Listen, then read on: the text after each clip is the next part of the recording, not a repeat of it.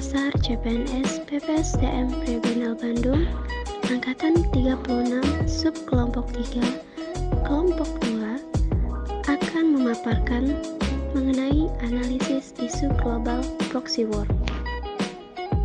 Pemaparan kali ini akan disampaikan oleh Suci Liariska SPD, Kustina DR SE, dan Nanang Afriyadi SDS.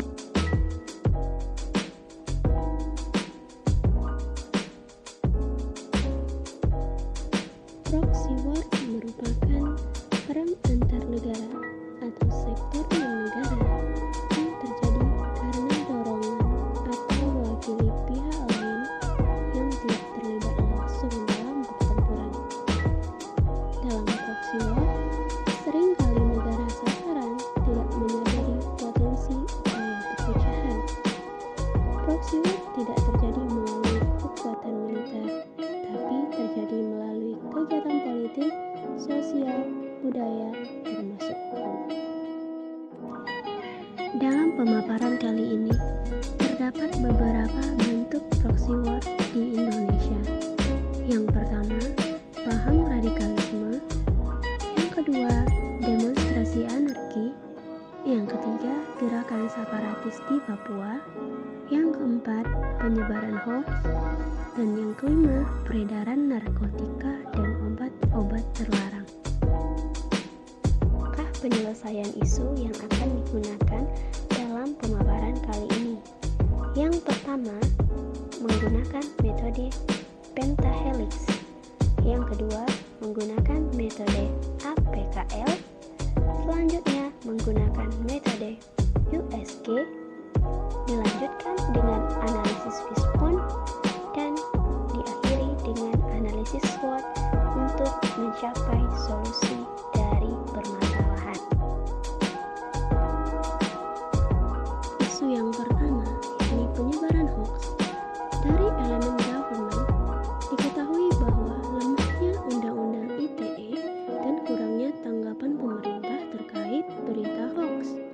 Dari elemen akademik, masyarakat kurang selektif dalam menyaring informasi yang diperoleh.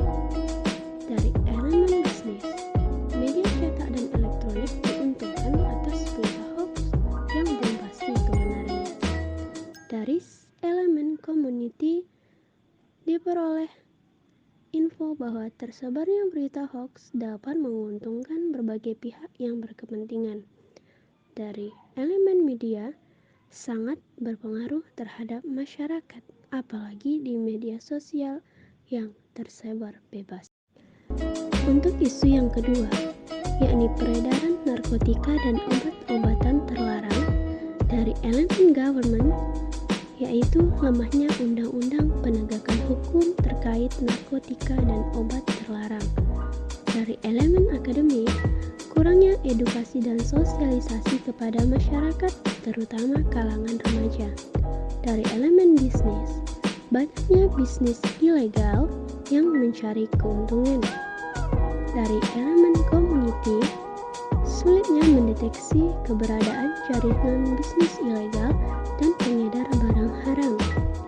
Dari elemen media, masih minimnya kampanye offline dan online terkait penyalahgunaan narkotika dan obat-obatan terlarang.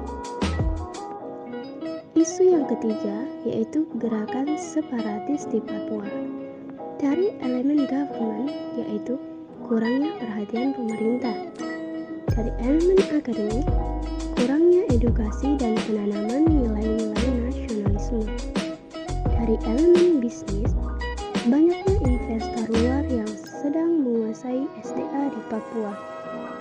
Dari elemen community, anggapan sebagian masyarakat Papua diperlakukan tidak adil.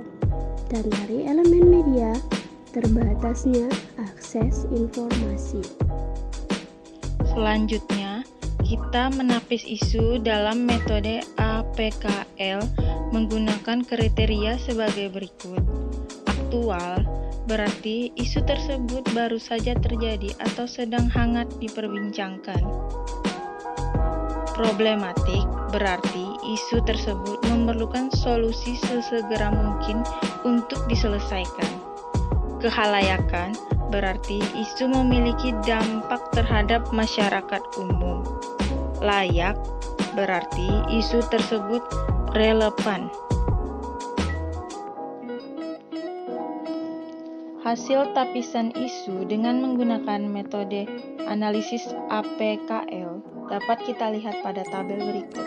Yang pertama, paham radikalisme, aktualnya tidak, problematik iya, kehalayakan iya, layak iya, penyebaran hoaks, aktual iya, problematik iya, kehalayakan iya, layak iya, peredaran narkotika dan obat-obat terlarang, aktual iya, problematik iya, kehalayakan iya, layak iya, demonstrasi anarkis, aktual tidak, problematik iya, kehalayakan tidak, layak iya.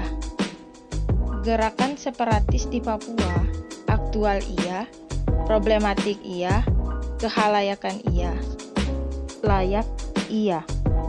Jadi dapat disimpulkan dari hasil tapisan isu analisis APKL terdapat 3 yang memenuhi syarat, yaitu penyebaran hoaks, peredaran narkotika dan obat-obat terlarang, dan gerakan separatis di Papua.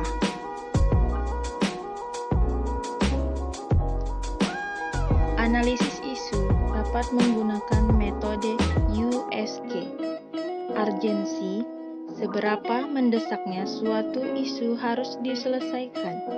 Seriousness, seberapa serius akibat dari isu tersebut. Grow, seberapa besar kemungkinan perkembangan isu jika tidak ditangani dengan baik. Maka, menggunakan skala Likert dengan rentang 1-5. Isu yang memiliki skor tertinggi akan menjadi isu prioritas yang akan dicari penyelesaiannya. Hasil tapisan metode USG. 1. Penyebaran hoaks. Urgensi 5, seriousness 5, grow 5, jumlahnya 15. 2. Peredaran narkotika dan obat-obat terlarang, urgensi 5, seriousness 4, grow 4, jumlahnya 13. 3. Gerakan separatis di Papua, urgensi 5, seriousness 3, dan grow 4, jumlahnya 11. Maka dari tabel berikut kita dapat lihat bahwa isu yang menjadi prioritas adalah nomor 1, penyebaran hoaks. Artinya, isu tersebut sangat mendesak untuk diselesaikan. Berikut analisis isu dengan menggunakan metode Fishbone. Ada beberapa penyebab terjadinya penyebaran hoaks. Yang pertama, kemudahan akses informasi. Yang kedua, rendahnya literasi masyarakat. Yang ketiga, tingkat pendidikan yang rendah. Keempat, kebebasan tanpa diikuti tanggung jawab. Kelima, tergiur penghasilan. Dan yang keenam, kepentingan terselubung pihak tak bertanggung jawab. Berikut pemecahan isu dengan menggunakan metode SWOT. Strength, kebebasan berekspresi. Munculnya masyarakat yang kritis.